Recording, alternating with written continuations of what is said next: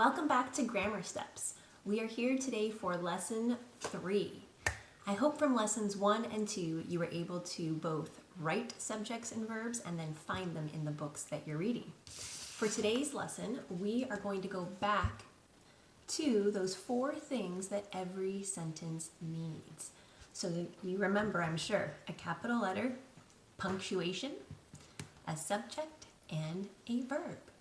So we've talked about subjects being what the sentence is about, but we've only used nouns so far as subjects. And we can also use pronouns as our subjects. That's the focus of Lesson 3, our lesson for this session. In today's lesson, we are going to use pronouns to replace nouns. That's our job. To do that, we're going to need a pronoun chart that I'll show you in just a moment, and a list of singular and plural nouns, and we can use the nouns from our previous 2 lessons. So what is a pronoun? So a pronoun is the part of speech that replaces a noun. I'm going like this because I'm a person, and remember, a noun can be a person, place, or a thing. So a pronoun is going to replace a noun to avoid repetition so that I don't always have to say my name. I don't have to say Janelle enjoys grammar, Janelle reads books, Janelle writes sentences. I'm tired of hearing my own name. Instead, I say I enjoy grammar, I read books, I write sentences. And that's what pronouns do. They replace the noun. So we're going to use this pronoun chart today, which is directly from both of my grammar instruction books. So I just copied the pronoun part. That's what we'll be using for our lesson. And let's go over it to make sure we know what those subject pronouns are. So you can see a list of our subject pronouns, personal subject pronouns, with little drawings. There's singular up top and plural on the bottom. So we start with I. That's the speaker. So everyone, point to I. You is the singular person that you're talking to. So when you look at someone and you talk directly to them, you say you. But when we talk about someone who's maybe not there and is a male, we use he. So that would be he. Talking about my son, I would say he is only 4. Likewise, if we're talking about a singular girl, we say she. She is my daughter. So far, I, you, he, and she. The same applies for it. We're talking about something, and this could either be an animal, perhaps we don't know the gender of the animal, or some type of non-living thing, like this rock. I would say it looks like a heart. Let's go down to plural. So for plural, our first is we. This is a group of many people, but the speaker is included. So I'm going to include myself, we. Then we go down to the plural you. That's when I'm talking to many people directly. But then if I'm talking about many people or things or a combination, I say they. So again, we, you, they. These are our personal subject pronouns. Isn't that exciting? So we need to go on to how do we use these pronouns. Here's the paper that you'll need for today. 1 blank piece of paper. We're going to write nouns at the top, and then we're dividing our nouns into singular and plural. We've only dealt with plural nouns so far, plural being more than 1. So we're going to start here, and then we're going to change them to both singular nouns and then pronouns. So here's what we do. I copied 2 of the plural nouns from our first 2 lessons, penguins and warriors. You'll see the S at the end. That tells us there's more than 1, which is why I have 3 dots here. Before we write any more plural nouns, let's change these to singular nouns. So I could say there are many penguins, or there is 1 penguin. Let's go ahead and write that down.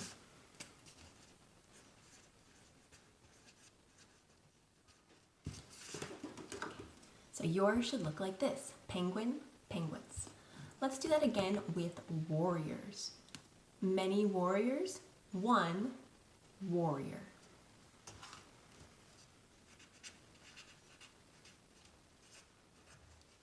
All right. So now we have two singular and two plural nouns. I want us to write at least 3 more of each. So far we have an animal and a person on each side. Let's do one more person for the singular. You can copy mine or write your own. I'm going to write astronaut.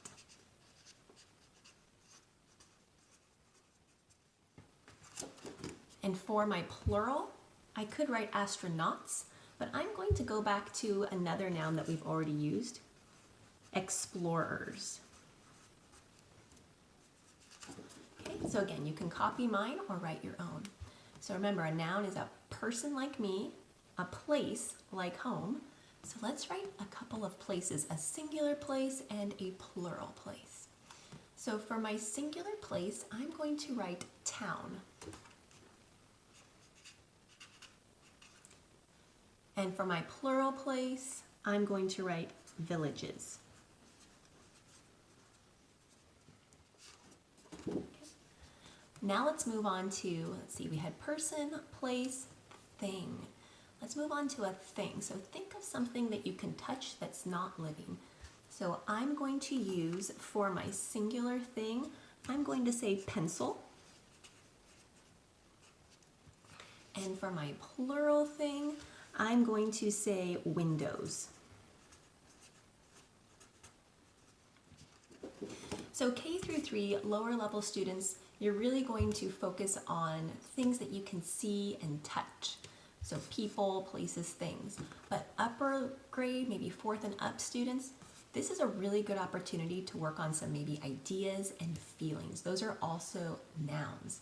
So it could be happiness, or it could be liberty, peace, justice. All of those would be really good singular nouns to use right here. So let's add at least 2 more ideas or feelings. I'm going to write justice, and I'm going to write happiness. Okay, so justice and happiness. These are really good because they're more abstract. But again, K through 3, your focus is up here on things that you can actually see, touch, feel, those concrete nouns. Okay, so we have our list of singular nouns and we have our list of plural nouns. Our next job is to convert them to pronouns. Yay! So we have to think. Thinking back to our pronoun chart, we have to think a penguin. Now, unless I know that the penguin is a boy or a girl, I'm not going to give it a gender. I am going to call it an it, because I just don't know. So penguin becomes it. Here's what our paper should look like. Arrow, change to it. Let's go to penguins before we move on. Penguins, plural pronouns are great because there just aren't that many. So our choices are we, you, or they. Are we part of the penguins? Are we talking directly to them, or are we talking about them? I think we're talking about them, so we're going to put they.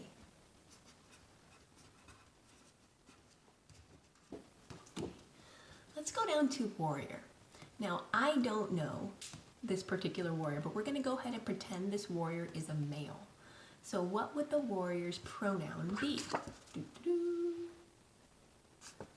We're going to go with he.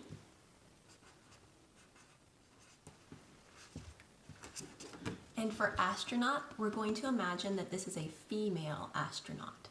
So what would this pronoun be?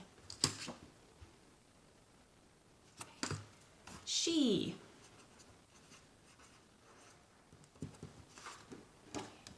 For the remaining singular pronouns that I have, town, pencil, justice, and happiness, these are all things, which means they're all going to be it. So I'm going to write that for all of mine.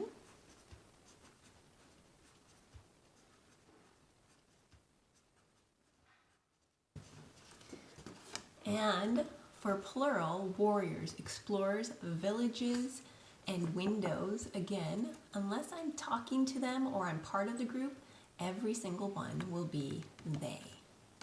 So go ahead and change all of your nouns on your list to the appropriate pronoun. Go ahead and write those down.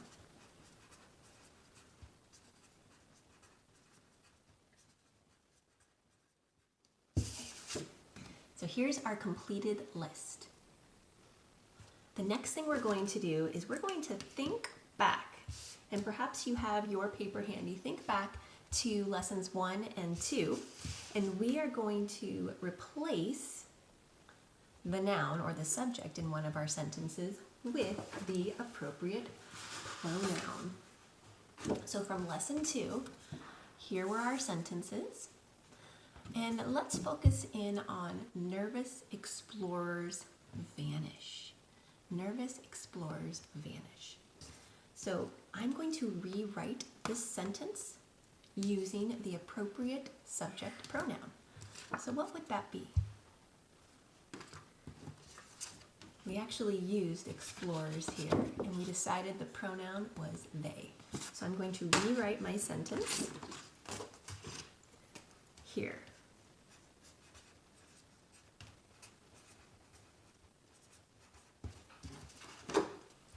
They vanish. Write the same sentence and then see if you can label it with the subject and the verb. And I will do the same thing. I will label my subject and my verb.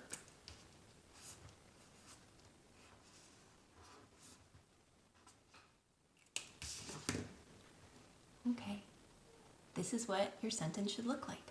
I want you to do the same thing. I want you to go back to your sentences from lesson 2, the ones we did together or the ones you did on your own. And I want you to write at least 2, and I want you to replace the subject that you used originally, that adjective and noun, with a pronoun, and then use the same verb. It won't take very long at all. It'll probably be faster. So again, my kids did the same lesson. They took their sentences from lesson number 2. You can see again, squeaky penguins waddle and purple prairie dogs hug. And then I circled in blue here the sentences that my daughter rewrote using the pronouns. So they waddle and they hug. And she still underlined the subject and boxed the verb. The other thing we did is we drew an arrow from our pronoun to the noun it replaced.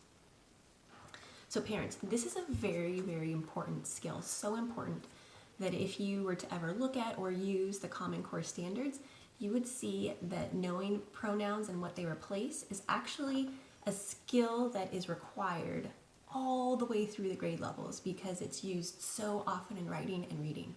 And students can so often get confused as to what the pronoun is referring to. So I hope that this seems easy here, such that our students are able to identify what the pronoun replaces when the reading and writing becomes more complicated. So we're starting small here, but this is a skill that they need for even more advanced writing and reading. And let's look at that in the reading and the writing. So you have your writing assignment, but we're going to go back to one of the science books we've looked at already. Light is all around us.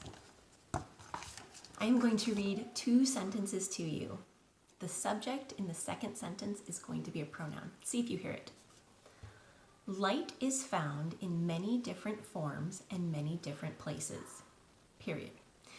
It travels from the sun and the stars. One more time. Light is found in many different forms and many different places.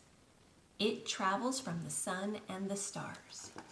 So that second subject, maybe you heard it, was it. But what is it referring to? If you said light, you are absolutely correct. The subject of the first sentence was light, and the second sentence has the subject it. It directly replaces it so that the author doesn't have to keep saying light, light, light. Okay? The author thinks you can remember what the subject from the previous sentence was.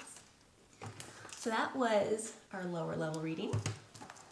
Let's go to some more advanced reading. You know, it didn't take me long. The first sentence I found in this book had a pronoun directly following it. So listen to the first 2 sentences. Forces help you walk and move your mouth when you talk.